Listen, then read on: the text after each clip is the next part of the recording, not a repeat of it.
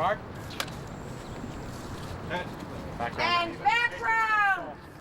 It took this long to become a movie because the motion picture business is largely dysfunctional.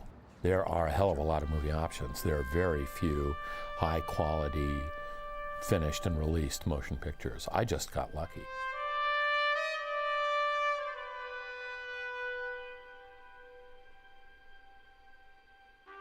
Rudy Cohen is a hero of this motion picture. He's godfathered this film project from the very beginning.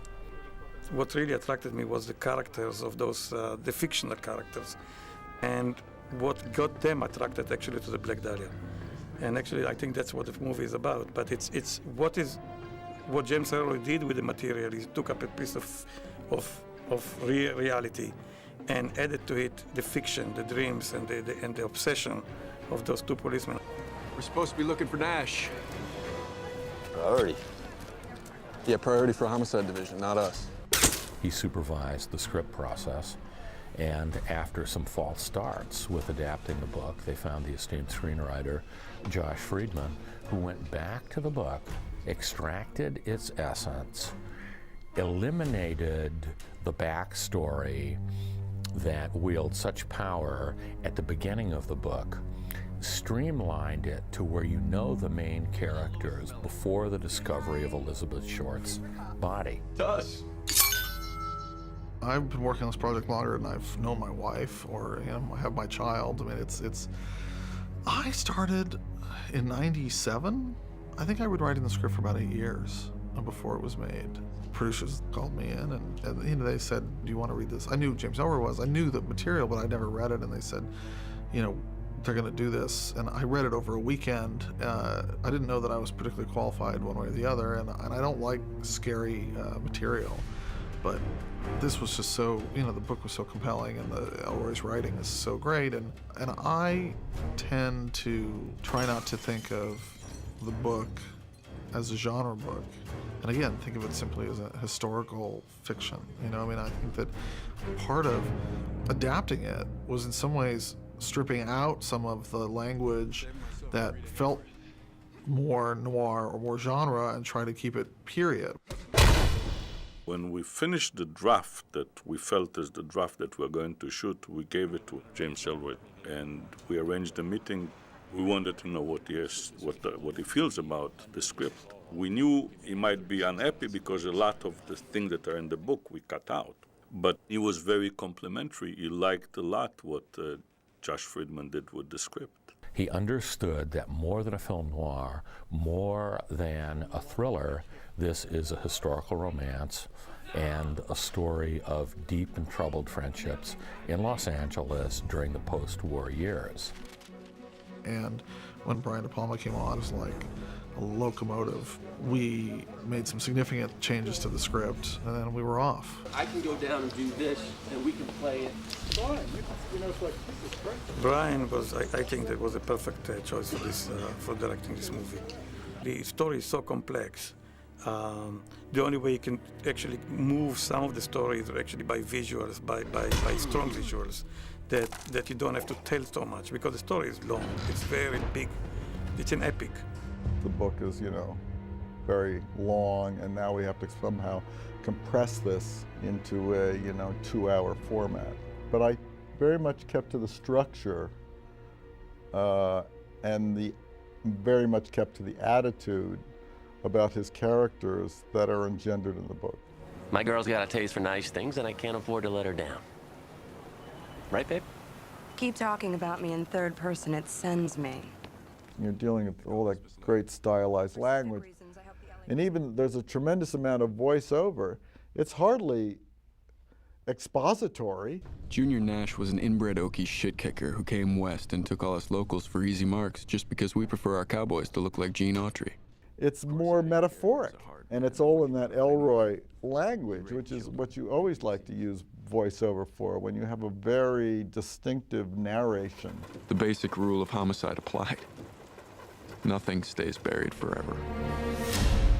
Both Josh Hartnett as Bucky Blankert and Aaron Eckhart as Lee Blanchard actually, fortuitously, serendipitously, luckily, physically resemble the men in the book. They are opposites physically. There is a density to their interplay. Hartnett is remote, and what Hartnett does in this film that is very, very impressive at first glance is he explicates Bucky Bleichert's continuing thought processes. I'm withholding evidence for you.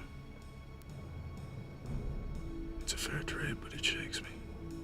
Josh had been with the movie way long before I came on it. And one of the producers brought it to me.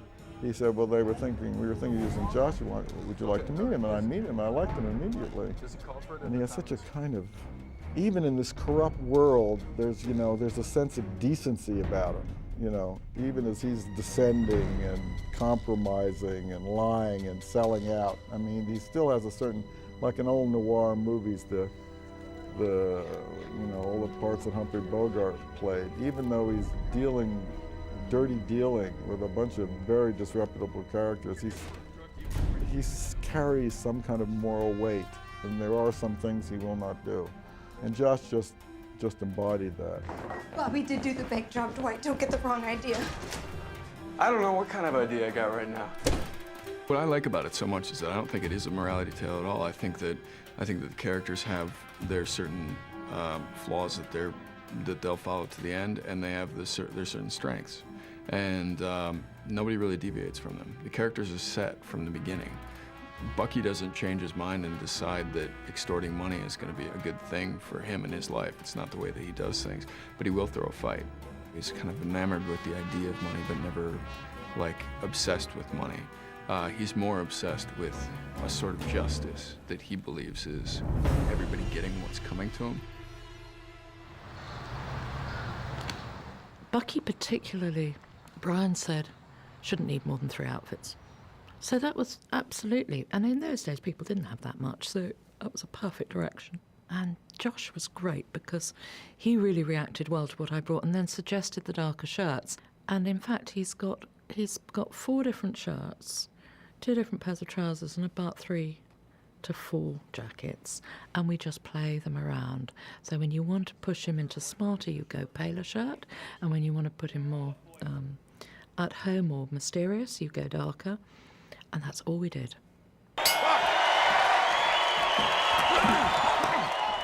We did a lot of boxing. I did 7 months training for 4 hours a day, so I got my ass handed to me a lot of times by a lot of different sparring partners. Doing boxing in a movie, you always want to make it as real as possible. And so we worked hard to choreograph our fights and to give the punches reality.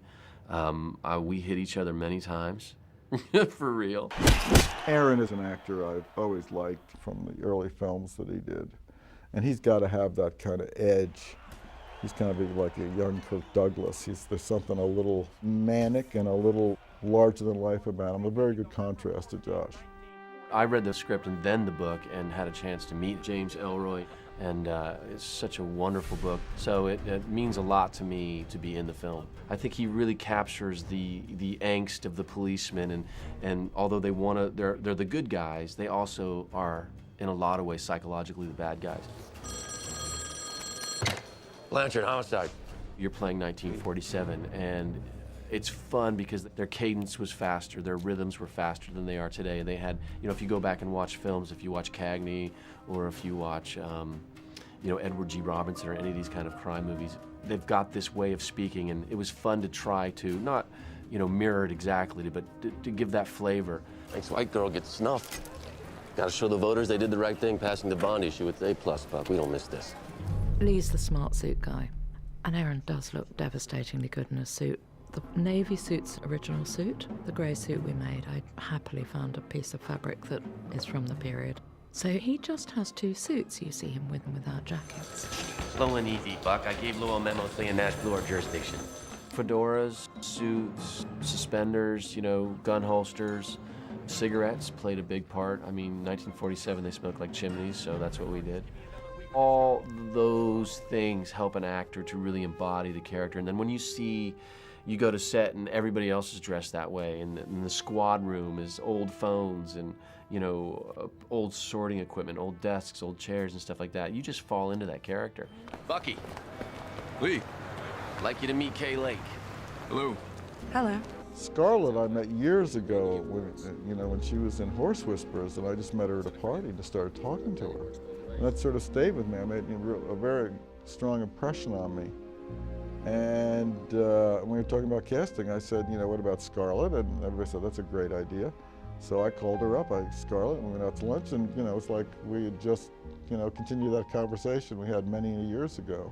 Brian is, an auteur. He's got his style. I mean, you see a film and you are able to say, hey, that's like a Brian De Palma film, you know what I mean? And I was just very excited about the prospects of this picture. And then what attracted me to Kay is her will to survive. I mean, she is a girl who probably came to California hoping to be an actor or something like that, and ended up getting in this horrible crowd, where she was prostituting herself and has this very dark past. But she has survived out of it. I mean, she has that whole knight in shining armor story with Lee. He's come and he's saved her, and they are living this, what appears to be a happy life together. How was your first day? Mostly back slaps and paperwork, if I know those boys. Scarlett has an open quality about her, I think, on screen. Everything she feels sort of comes right out through her face. There's not a lot hidden, And Kay is the most open of the bunch. She has a troubled past, but she really, she wants kind of a good, solid life. Johansson, who, as I understand it, is quite a young woman, younger than the actual character that she portrays, exudes a certain maturity and the surety that she is smarter than these two men who are so driven by her, and that in some ways she owns them. Of course, her ownership of the souls of these men is challenged by the entire specter of the Black Dahlia. She wasn't the first Dahlia wannabe I'd seen, but she was the best. I got Hillary involved basically because I know Hillary, and I always wanted her to play a kind of femme fatale. So, what do I have to do to keep my name out of the papers? When I met with Brian De Palma and he said, I'd love for you to play this role, and what do you think of this role? And I read the script, obviously. I dove right into the book because it was obviously an important part of figuring the character out and the story on a deeper, richer level than you can ever get into 2 hours of a film. She's a great actress, and she's never really played sexy characters. So I said, come on, Hillary, let's do this. And she got all excited about it. Well, Hillary's like a classic Spider Woman. She's completely crazy, but in the most seductive way imaginable. She can be extremely vulnerable and then extremely evil at, in a sort of a flip of a switch. And she says these lines like, I always wanted to sleep with someone that looked like me. I mean, it's like, she does it with such conviction, you sort of say, okay, that makes sense. And so, but of course it makes no sense whatsoever. I just did it to see what it would be like to do it with someone who looked like me. Jesus Christ. And she was able to bring this kind of completely psychotic woman to life. My character of Madeline was so unique to anything that I've ever done. She, comes from a high-class, affluent background.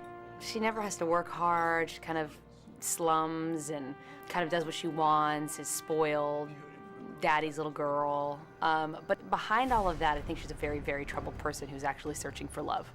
Hillary comes across as just an impeccable person in all of her films, like someone who just wants so badly for everything to turn out right. And then to see her in this role, you really see a different side, and I think that she pulls it off amazingly. I think you'd rather fuck me than kill me. The only costumes we really made were Hillary, complete, and Scarlett, that's Madeline and Kay. I could find some marvelous bits, but nothing was quite right. That was to just really push it into getting it perfect, hopefully. I'm told that I'm very photogenic.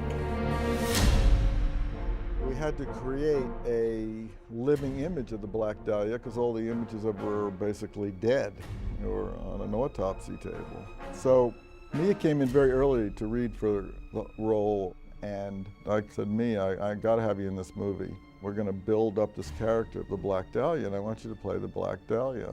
And we sent her the material, and she said she'd do it. And she's really quite stunning. I was sent that book over 10 years ago, and somebody said, you sort of look like her, and somebody might make this into a movie, and you should look into playing it. And it's so gruesome, but there was something really fascinating about her, and to this day I can't tell you exactly why. But I read everything I could get my hands on about her life, so everything that I do in the film is based on some kind of, I hope, some kind of truth. I mean, I know that what I said is not what she said, but I really tried to find the essence of her because she was portrayed as a very hard, vicious, unapproachable woman, and I didn't see that when I read all these things about her. I saw a very soft, romantic, intelligent woman. I didn't want to concentrate on the gruesome death, what was done to her. I wanted to focus on her from the beginning and who she was when she arrived in this town and what she was dreaming about. I didn't want the way she died to sort of taint the performance. And also, I felt as an actor, you know, she's had so many terrible things written about her. At the end of the day, I felt a very, very strong responsibility to show her in the best light I could and give her some form of dignity. So where are you from? Boston. How long have you lived here? 2 years. Lost your accent. Yeah. Well, you know, when in Rome. The first draft I ever wrote of this, I didn't have the screen tests in it. I mean, it was a long time ago. I gave it to a friend, and a friend said, this is really good, but I'm missing her.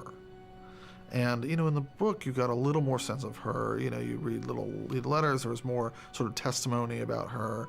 And my friend said, you know, you're missing her. And I said, you're right, I am. I'm going to have to go figure something out. And so I came up with the idea of the screen tests and using them as a way to sort of show her descent.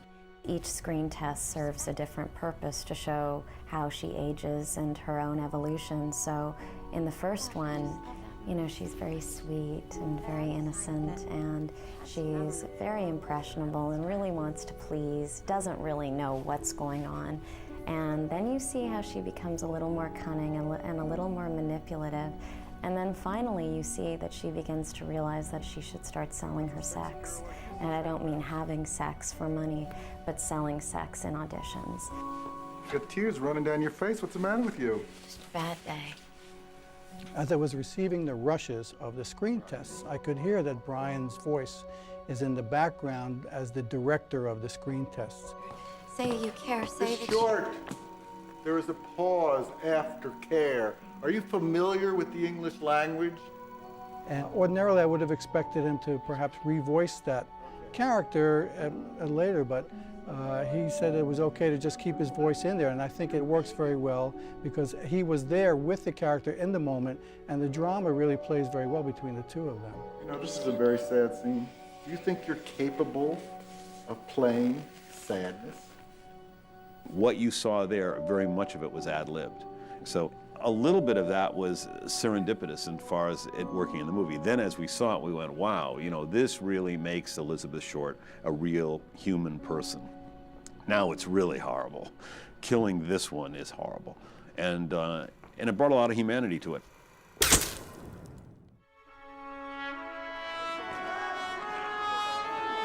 Brian loves the story first, obviously.